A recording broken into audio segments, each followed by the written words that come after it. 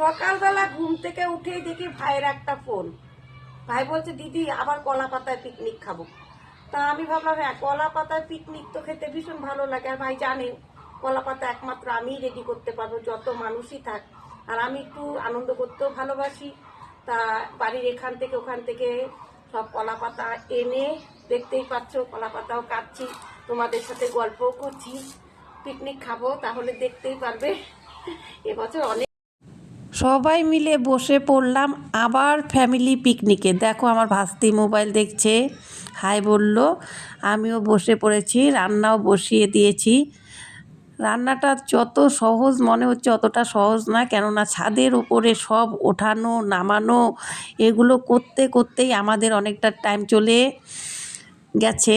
এদিকে আমার মেয়ে বলছে ও আবার নল পাঁপড় ভাজা খাবে, তা ওকে নল পাঁপড় ভাজা করে দিচ্ছি। দেখতেই পাচ্ছ ভাজা হয়েই আসছে, এখন আমি নামিয়ে দেব।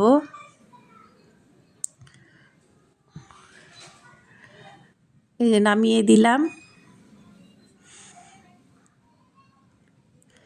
মানে এক একজনের এক এক বায়না, কেউ নল পাঁপড় ভাজা খাবে, কেউ আবার পকোড়া খাবে। তা আমি এখন আলুগুলো ভেজে ফেলছি, যে পকোড়াটা ওদিক দিয়ে রেডি হতে থাক। সত্যি একটু হাসতেও হয় মাঝে মাঝে, যে পিকনিক তো বলে সবাই, কিন্তু অনেক কাজ করতে হয়। এখন আমার আলু ভাজা হয়ে গেছে, তা আমি পকোড়া রেডি করছি ওদিক দিয়ে। পকোড়া রেডি করছি, যে আলুগুলো উঠিয়ে পকোড়া ভাজবো। ওই জল ঢাললাম, যে বাঁধাকপির পকোড়া খাবে মেয়ে বলছে, তা আমি ওকে কটা করে দিই। এদিকে মাংস ভাজার আলুগুলো হয়ে গেছে, আমি উঠিয়ে নিলাম। যেহেতু মেয়ে পকোড়া খাবে তাই এখন পকোড়া বসিয়ে দিলাম, পকোড়া করছি। পকোড়াটা একটু বেশি ভাজা হয়ে গেছে, তবু স্বাদই হয়েছে। এখন আমি মাংস বসিয়ে দিলাম, তোমরা দেখতেই পাচ্ছ।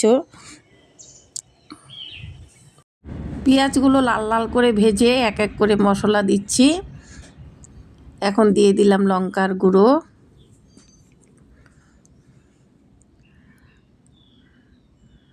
তারপরে হলুদ, তারপরে আবার কষালাম। এখন দিয়ে দিলাম তোমার মাংসটা আবার কষাচ্ছি। মাংসটা খেতে ভীষণ টেস্ট হয়েছিল, সবাই বলেছে মাংসটা ভীষণ টেস্ট হয়েছিল।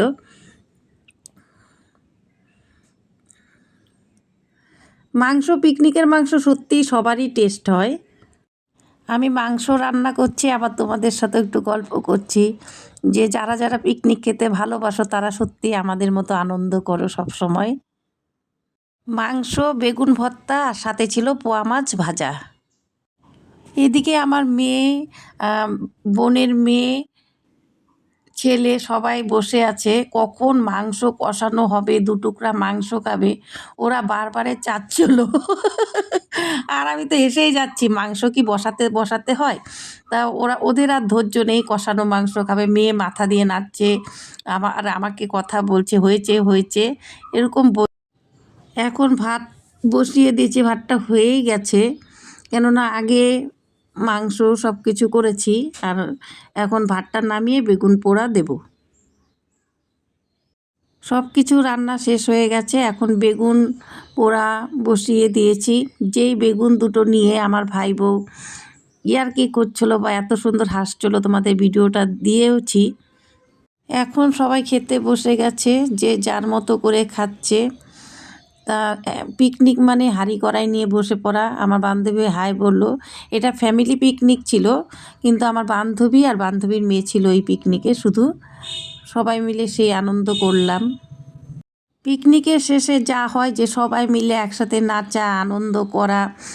তা বছরটা শেষই হয়ে গেল পিকনিকের। তা আমাদের পিকনিক চলতেই থাকে, ফ্যামিলি পিকনিক হতেই থাকে। খুব আনন্দ করলাম সবাই মিলে একসাথে।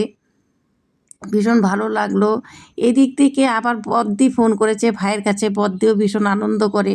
ভাই ভিডিও কল করে, বদ্দি ভিডিও কল করে আমাদের সাথে কথা বললো। খুব আনন্দ করলাম আমরা। বদ্দি ওখান থেকে দেখে ভীষণ খুশি। বদ্দি তো মায়ের সমান, তোমরা জানোই।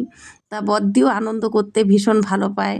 আমরা সব বোনরাই ভীষণ আনন্দ করি, তার মধ্যে আমি, বদ্দি আর ভাই একটু বেশিই আনন্দ করি। আর মেয়ে তো আছেই, দেখো মেয়ে নাচতেই আছে। ভীষণ ভালো লাগলো। আমারও যে ছোট্ট সোনা বসে আছে। আর কি বলবো, যদি আমার ভিডিওটা তোমাদের ভালো লাগে তাহলে লাইক কমেন্ট শেয়ার করে দেবে, পাশে থাকবে। তাহলে রাখছি, বাই।